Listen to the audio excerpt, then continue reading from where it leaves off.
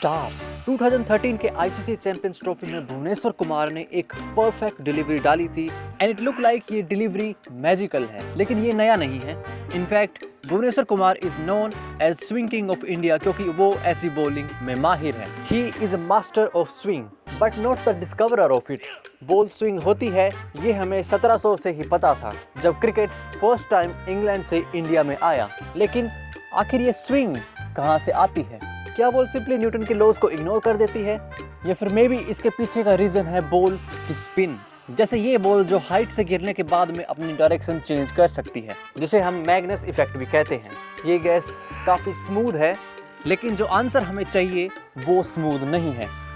In fact it is opposite. Roughness of ball swing का reason है। Cricket ball is a great ball, लेकिन perfect नहीं। Unintentional deviations and production stitches इसके surface को एक non symmetrical pattern देता है एंड यही डेविएशंस रीजन है स्विंग का। इसके लिए हमें इवन बॉल की भी जरूरत नहीं है। एक फास्ट रॉक भी एयर स्विंग का एक्सपीरियंस कर सकता है, बट बॉल्स स्विंगिंग करने में ईजियर है, स्पेशली न्यू बॉल्स। नई बॉल की स्मूथ एंड रफ साइड काफी डिस्टिंक्ट होती है एक पिटी हुई बॉल के मुकाबले। सो इससे बॉलिंग करने पर एयर जो स्मूथ साइड से पास होती है वो स्मूथली फ्लो करती है इन लैमिनार फ्लो, जिसके कारण वहाँ का प्रेशर बैलेंस रहता है एंड रिलेटिवली हाई रहता है। जबकि रफ साइड में हवा टकराने के कारण इसका स्मूथ फ्लो टर्बुलेंट हो जाता है एंड प्रेशर हर डायरेक्शन में बैलेंस नहीं रहता। फास्ट बॉलर इसको एक स्पेसिफिक पेस पर अचीव कर सकते हैं जिस पर प्रेशर डिफरेंस सिग्निफिकेंट हो कि किसी भी बॉल को डांस करा सके। एक बॉल मुंबई में ज़्यादा स्विंग करेगी as compare to Delhi, since swing depends on the density of air. ठंडी, नमी भरी एंड शांत हवा बेस्ट टाइम है किसी भी बॉल को स्विंग करने के लिए। बट क्या cricket ball best swinging ball है? क्रिकेट बॉल स्पेशल है इसके लेट स्विंग के लिए, जो इसके मोशन का प्रिडिक्शन मुश्किल बना देता है, लेकिन ये ओनली बॉल नहीं है जो स्विंग करती है। फुटबॉल भी स्विंग करती है, लेकिन इसका swing spin and Magnus effect से ज्यादा आता है then pressure difference. Similarly volleyball इसका एक और बेटर एग्जाम्पल है, जिसके कंफ्यूजिंग एयर पाथ इसको एक अनप्रिडिक्टेबल कर्व्ड मोशन देता है, लेकिन not as curvy as this ball.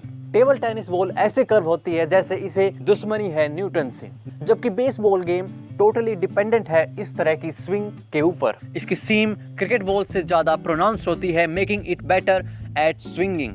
इस गेम में इस मूवमेंट का नाम है मूवमेंट, एंड मूवमेंट जो होती है 400 किलोमीटर ऊपर वो होती है ऑर्बिटल मूवमेंट। लाइक आईएसएस जो अपने 7 किलोमीटर पर सेकंड की स्पीड से अर्थ के दिन में 16 चक्कर लगा रहा है। इस लेवल पर हवा है, लेकिन इतनी नहीं कि प्रेशर डिफरेंस से प्रोड्यूस्ड स्विंग इसको लिफ्ट करने में मदद कर सके, लेकिन इस स्पीड से मूव करने के कारण एयर ड्रैग सिग्निफिकेंट है। अगर हम हर 2 महीने में इसे बूस्ट ना दे तो ड्रैग के कारण ये एनर्जी लूज कर आईएसएस अर्थ पर गिर जाएगा 18 महीनों में। नाउ इवन दो आईएसएस काफी तेज है, ये हवा में ज्यादा देर तक नहीं रह पाएगा, सिंस हवा में रहने के लिए स्विफ्ट स्पीड के साथ साथ होनी चाहिए एक Swift shape. Just like Swift जो अपनी पूरी लाइफ आसमान में बिताते हैं एंड इनकी बॉडी इंजीनियर्ड है एयर स्विंग का यूज करने के लिए, जो एयर को नीचे से स्मूथली फ्लो कराती है, जबकि ऊपर प्रॉपर रफ टर्बुलेंस इसे हवा में रहने देता है। सारे बर्ड्स एंड प्लेन इसी कंसेप्ट पर उड़ते हैं जिस पर बॉल स्विंग होती है, बट बर्ड्स क्योंकि छोटे होते हैं एंड धीरे उड़ते हैं, उन्हें पंखों की जरूरत पड़ती है बीच बीच में ताकि वो हवा में रह सके, एंड जितने छोटे बर्ड्स उतनी ही ज्यादा तेज उन्हें पंख फड़फड़ाने पड़ते हैं एंड एनर्जी यूज करनी पड़ती है। बट अगर हमें उड़ना है बिना एनर्जी के, then you have to be the largest bird ever. Albatross जो लार्जेस्ट विंग बर्ड्स है एंड एक साल में 120,000 किलोमीटर उड़ते हैं एंड बिना एक बार भी पंख फड़फड़ाए वो दिनों तक उड़ सकते हैं। ऐसा इसीलिए क्योंकि उनकी मोस्ट जर्नी समुद्र में होती है, जहां पर हवाएं जमीन के मुकाबले स्मूथ होती है due to smooth surface of ocean. यहाँ की हवा की स्पीड तेजी से इंक्रीज होती है जैसे हम समुद्र के सरफेस से ऊपर जाते हैं, जिसका एल्बाट्रोस यूज करते हैं to fly without wasting energy. इस स्मूथ एयर फ्लो के कारण ही ओशन में वेव्स आती है। सतह के नजदीक की हवाएं जब पानी को छूती है तब वो टर्बुलेंट बन जाती है एंड पानी में छोटा सा बम्प बना देती है, जो फिर और भी ज्यादा हवा को टर्बुलेंट करता है एंड बड़ा और बड़ा होता चला जाता है। until it becomes a wave. Wind waves of course इतनी बड़ी नहीं होती है जितनी tidal waves या tsunami waves होती हैं, लेकिन जो बड़ी होती है वो है अर्थ एज अ बॉल। धरती one of the most perfect ball है जिसका एक साइड स्मूथ है विद ओशियन एंड दूसरा rough with mountains, lands and trees. So क्या अर्थ स्विंग करेगी?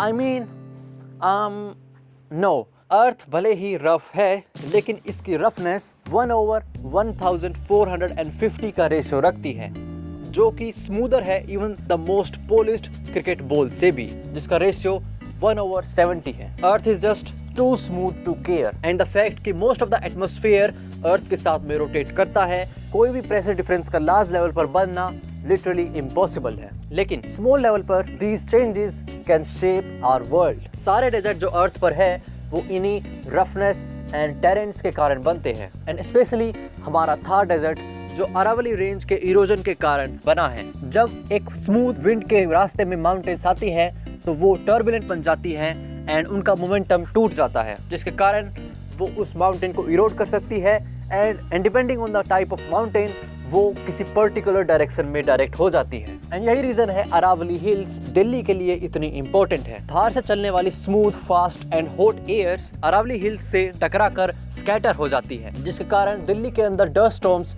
काफी कम आते हैं एंड काफी धीरे आते हैं, जबकि मॉनसून टाइम में अरेबिक से चलने वाली हवाओं को अरावली हिल्स टर्बुलेंस में डाल देती है, making them spreading all over the northern India. इनके बिना दिल्ली और भी ज़्यादा ड्राई होगी, पोल्यूटेड होगी एंड इसके अंदर बॉलिंग होगी with even less swing. That's all, the video ends now.